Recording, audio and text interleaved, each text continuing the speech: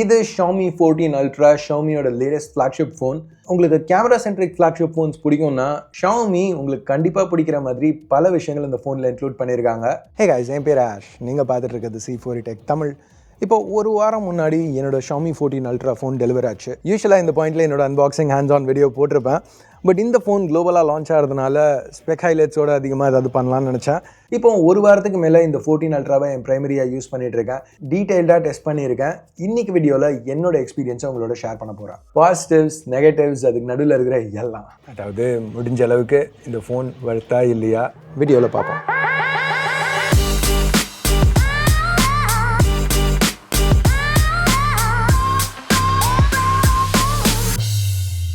இது Xiaomiயோட last gen 13 ultra. So இதுலேருந்து 14 அல்ட்ராக்கு Xiaomi பெரிய சேஞ்சஸ் எதுவும் பண்ணல டிசைன் வரையில். ஸோ ஃபோன் ரொம்ப ஃபெமிலியராக இருக்குது கையில் பிடிக்கிறதுக்கு. சைட்ஸ் என்ன மெட்டல் தான், பேக் ஈகோ லெதர் இந்த வெர்ஷனில் கிடையாது. இந்த ப்ளூக்கு செராமிக் கொடுத்துருக்காங்க. ரொம்ப ஸ்லிப்பரி, ஃபிங்கர் பிரிண்ட்ஸ் கொஞ்சம் ஈஸியாக பிக்கப் ஆகுது. ஒரு ஸ்பெஷல் டைட்டேனியம் எடிஷனும் இந்த தடவை ஆஃபர் பண்ணுறாங்க. இங்கே இருக்கிறத ஃப்ரீயாக விடு அப்படிங்கிற மாதிரி மெயின்டைன் பண்ணிடுறாங்க. பெல்ட் டிசைன், அவங்க யூஸ் பண்ணியிருக்க மெட்டீரியல்ஸ், ஐபி ரேட்டிங் எல்லாமே. இங்கே ஒரு சட்டலான சேஞ்ச் பார்த்தா டாப் இன்னும் கொஞ்சம் க்ளீனாக இருக்குது. இது காரணம் அந்த ஐஆர் பிளாஸ்டர் இங்கே ரிமூவ்லாம் பண்ணல, கேமரா அரேல இன்கார்பரேட் பண்ணியிருக்காங்க ஃப்ளாஷ்க்கு பக்கத்தில். இன்னொரு சேஞ்ச் 13 அல்ட்ரா எடுத்துக்கிட்டிங்கன்னா பேக் திக்னஸ் கேமரா பக்கத்தில் அதிகமாக இருக்கும். ஒரு ரெகுலர் கேமரா ஃபீல் மாதிரி. அது பார்க்கலாம் நல்லா தான் இருந்தது, ஆனால் ஃபோன் கொஞ்சம் டாப் ஹெவியாக இருந்தது. இந்த தடவை 14 அல்ட்ராவில் அந்த மாதிரி கர்வ் எதுவும் கிடையாது. இதுவும் டாப் ஹெவி தான், கேமரா பம்ப் அவ்வளோ திக்காக இருக்கிறதுனால. பட் கையில் பிடிச்சி யூஸ் பண்ணுறதுக்கு எர்கனாமிக்லி கொஞ்சம் பெட்டராக இருக்குது. கர்வ்ஸ் பற்றி பேசையில் டிஸ்பிளே இப்போ 4 சைட்லேயும் கர்வ் ஆகுது. இது எனக்கு ரொம்பவே பிடிச்சிருந்துச்சு. இப்போ யூஸ்வலாக சில பேருக்கு அந்த கர்வ்ஸ்னால வர ரிஃப்ளெக்ஷன்ஸ் அதெல்லாமே ஒரு நெகட்டிவாக தெரியும். பட் இங்கே இந்த ஃபோனுக்கு எனக்கு அது வர்த்திட்டாக தான் தெரிஞ்சுது. கர்வ் ரொம்ப ஜென்டிலாக இருக்குது. இப்போ பேக் போகிறதுக்கு சைட்லேருந்து ஸ்வைப் பண்ணலையோ இல்லை பாட்டம்லேருந்து ஸ்வைப் பண்ணி திருப்பி ஹோம் வரையிலையோ அந்த ஆக்ஷன்ஸ்லாம் பெர்ஃபார்ம் பண்ணல, ரொம்ப நேச்சுரலாக இருந்தது. இந்த டிஸ்பிளே இது ஒரு 6.73 இன்ச் AMOLED பேனல், TCLோடது, Quad HD+ resolution, 120 Hz refresh, LTPO சப்போர்ட்டோட. இங்கே என்ன இன்க்ரீஸ் பண்ணியிருக்காங்கன்னா பீக் பிரைட்னஸ். Xiaomiயோட கிளைம் HDRக்கு 3000 nits வரைக்கும் போகும்னு. நான் டெஸ்ட் பண்ணி பார்க்கல. மேனுவல் மோடில் கிட்டத்தட்ட 550 nits, சன்லைட் மோடில் 800 nits, ஆட்டோ மோடில் 1100 nits. இந்த செக்மெண்ட்டில் உள்ள மற்ற ஃபோன்ஸோட கம்பேர் பண்ணல கொஞ்சம் கன்சர்வேட்டிவ் தான். பட் ஆனாலும் அவுட்டோர்ஸ் யூஸ் பண்ணுறதுக்கு நல்லாவே இருந்துச்சு. இப்போ இந்த பேனலில் உங்களுக்கு ஹையர் பிரைட்னஸ் லெவல்ஸில் DC டிமிங்கும், லோவர் பிரைட்னஸ் லெவல்ஸில் 1920 Hz PWM டிமிங்கும் கிடைக்குது. ப்ரொடெக்ஷனுக்கு இந்த தடவை Xiaomi அவங்களோட சொந்த ஷீல்ட் கிளாஸ் யூஸ் பண்ணியிருக்காங்க. இது லாங்ஜிங் கிளாஸ்னு சொல்லுவாங்க. ஏற்கனவே நம்ம Xiaomi 14 Proல பார்த்தது தான்.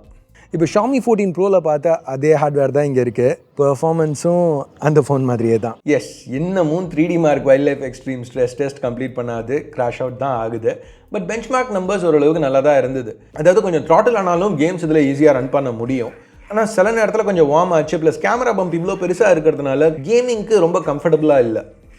இங்கே 8 Gen 3 சிப் 12 இல்லை 16 GB LPDDR5X ரேமோடையும் 256 512 GB இல்லை 1 TB வரைக்கும் UFS 4.0 ஸ்டோரேஜோடையும் பேர் ஆயிருக்கு.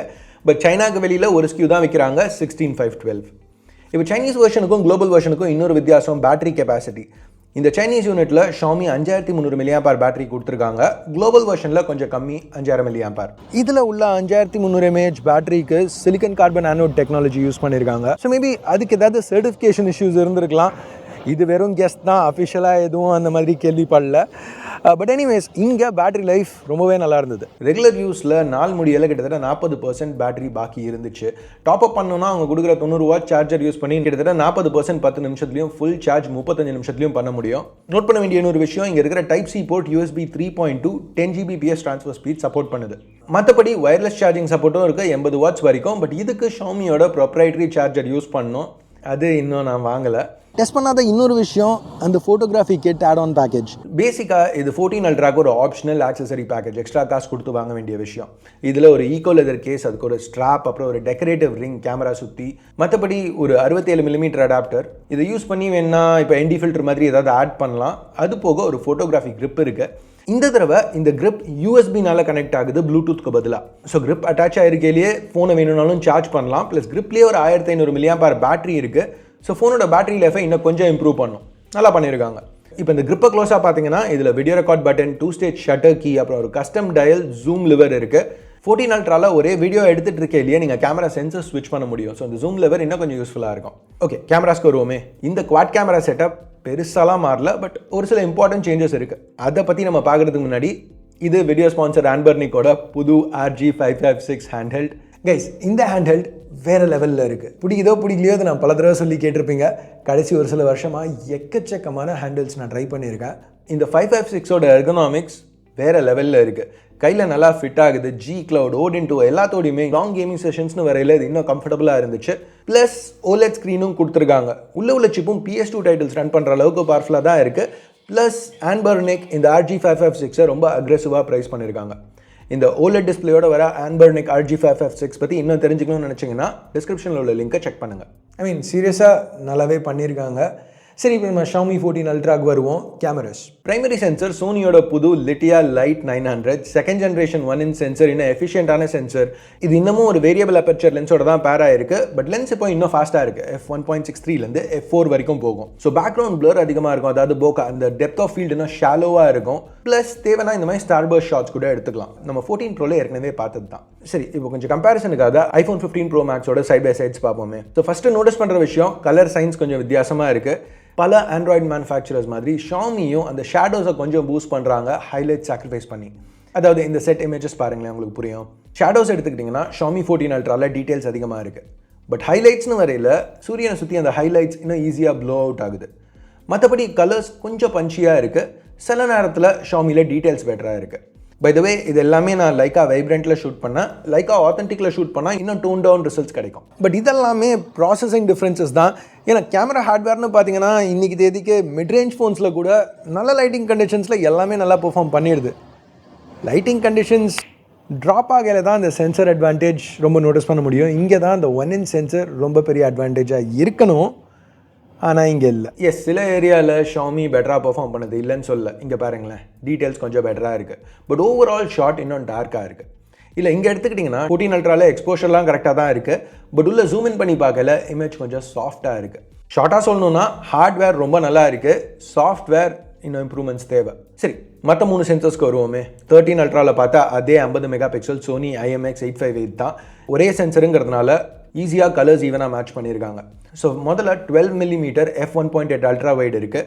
இதில் ஆட்டோ ஃபோக்கஸ் இருக்கிறதுனால மேக்ரோ ஷாட்ஸை இது யூஸ் பண்ணி எடுக்க முடியும். இன்ஃபேக்ட் 3 செகண்டரி சென்சர்ஸை யூஸ் பண்ணியும் மேக்ரோ ஷூட் பண்ணலாம்.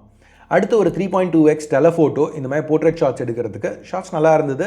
இதுக்கு f1.8 aperture, minimum focus distance வெறும் 10 சென்டிமீட்டர்ஸ் தான். ஸோ டெலஃபோட்டோ மேக்ரோ எடுக்கலாம். ஃபைனலாக 120mm லென்ஸ் செட்டப், அதாவது 5x டெலஃபோட்டோ. இங்கே லென்ஸ் அப்கிரேட் பண்ணியிருக்காங்க. இப்போ f2.5, ஸோ இன்னும் அதிகமான லைட் இதில் எடுக்க முடியும்.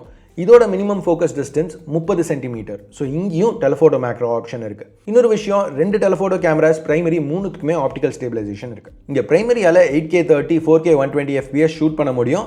4 கேமராஸாலையுமே 4K 60 ஷூட் பண்ண முடியும். ரிசல்ட்ஸ் நல்லா இருந்தது. ஐஃபோனுக்கு க்ளோஸாக பெர்ஃபார்ம் பண்ணுது. ஏற்கனவே சொன்ன மாதிரி வீடியோ எடுத்துகிட்டே இருக்கையில் சென்சர்ஸ் மாற்ற முடியும்.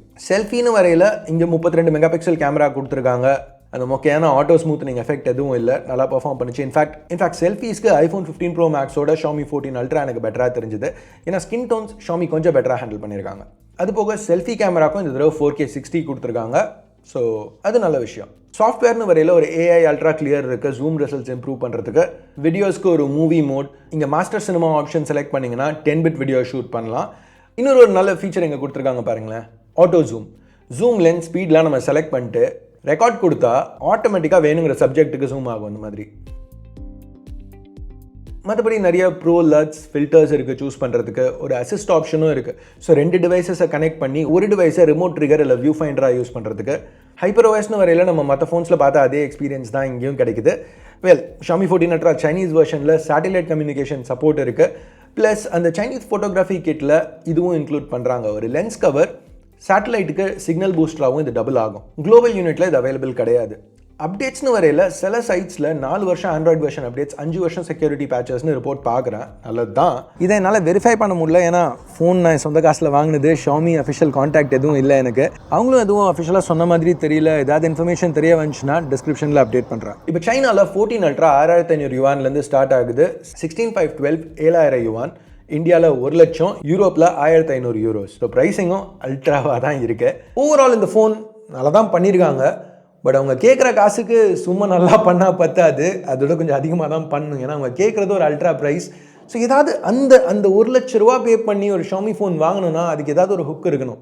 எஸ், இங்கே டெக்னிக்கலி கேமராஸ் தான் அந்த ஹுக். பட் ஹார்ட்வேர் சூப்பராக இருக்குது, சாஃப்ட்வேர் அந்த அளவுக்கு இல்லை. ஸோ மேபி ஒரு சில மாதத்தில் ஒரு 10-15-20% ப்ரைஸ் ட்ராப் பண்ணுறாங்க, சேலில் அவைலபிளாக இருக்குது அப்படின்னா பிக் பண்ணலாம். பட் இன்றைக்கி தேதிக்கு அவங்க கேட்குற ப்ரைஸ்க்கு சூப்பர் ஷாமி ஃபேனாக இருந்தால் கன்சிடர் பண்ணலாம். அதுதான் என்னோட கருத்து. நீங்கள் என்ன நினைக்கிறீங்க? கமெண்ட்ஸில் சொல்லுங்கள். வீடியோ பார்த்ததுக்கு நன்றி. அடுத்த வீடியோவில் உங்களை திருப்பி சந்திக்கிற வரைக்கும் என் பேர் ஆஷ். நீங்கள் பார்த்துட்டு இருக்கிறது C4U Tech Tamil. Have a nice day. Bye.